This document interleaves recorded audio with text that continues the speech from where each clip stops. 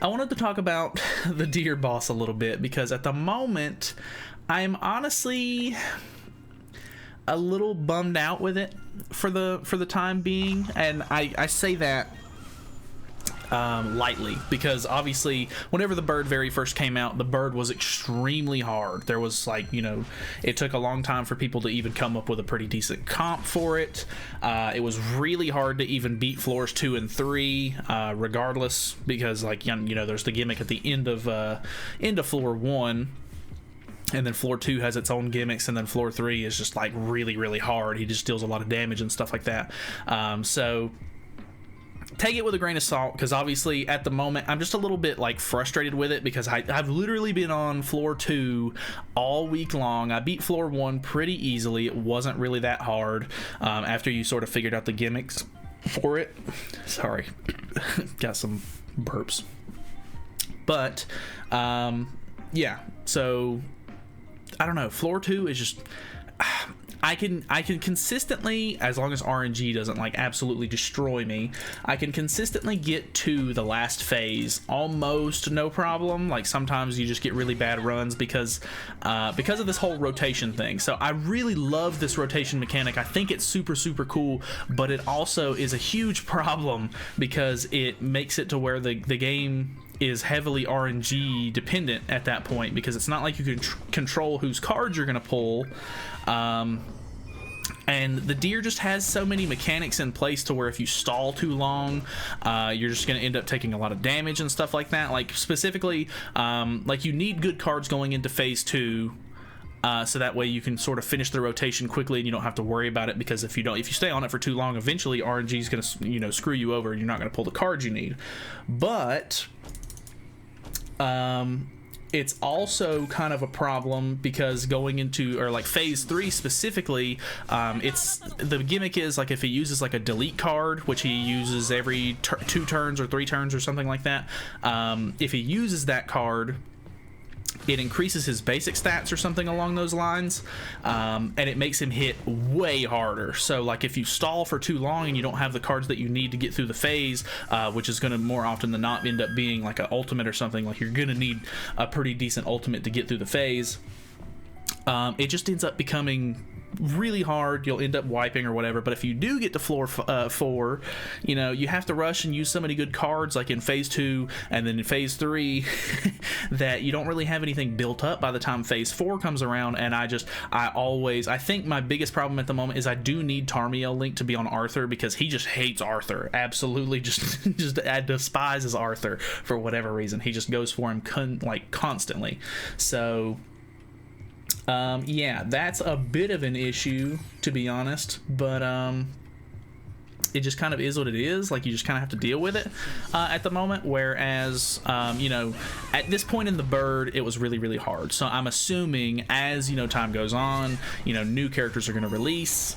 It's going to get easier because you're going to have a better team, more consistency, you know, et cetera, which I'm fine with. I completely, like, I understand how that works, but it's so frustrating right now because, like, there are people who are consistently beating it with the same team that I have and everything, and it's so RNG. Like, it's just so frustrating. It really is. So I don't know.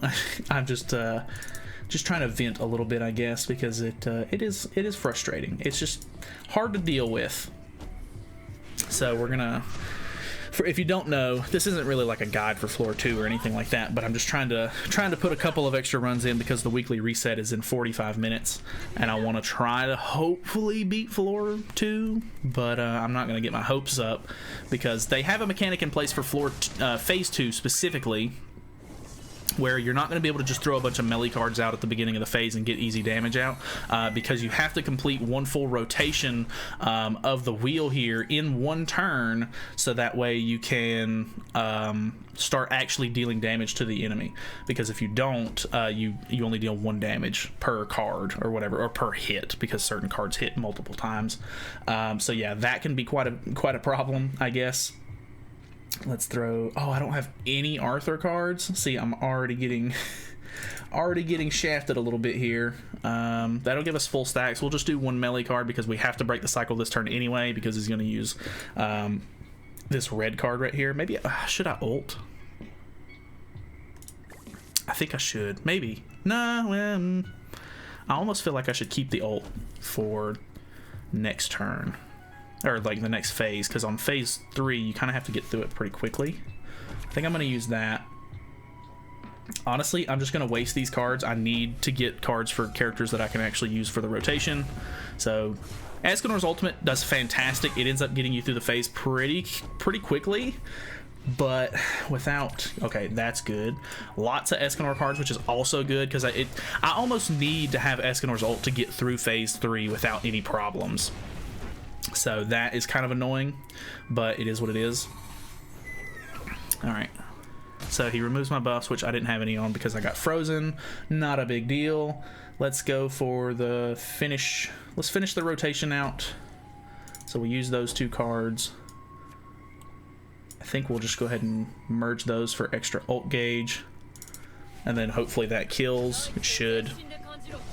So we should be fine. We'll put up a taunt at the beginning of the next phase because he can remove buffs as well, which is a big problem because Matrona's taunt isn't a stance, it's a buff. So it can get removed pretty easily, which is kind of annoying, but it is what it is.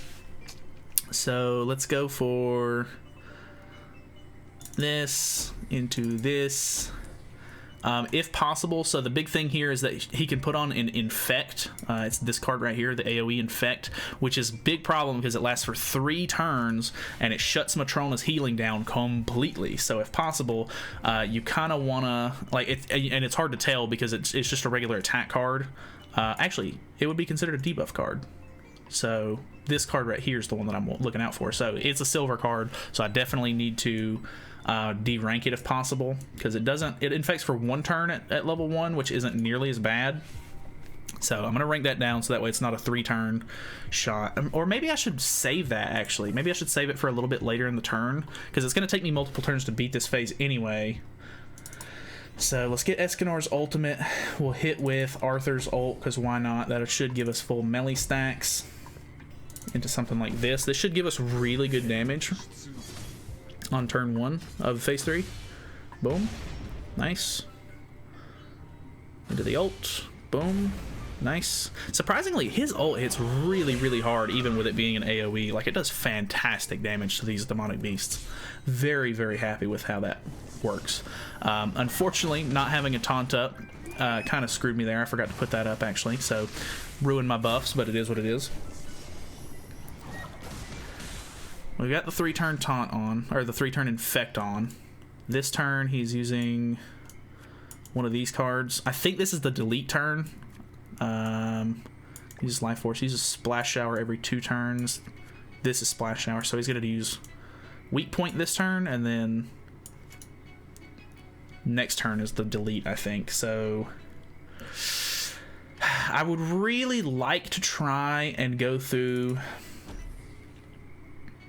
the next phase with Escanor's ultimate, but it's really hard to pull that off. So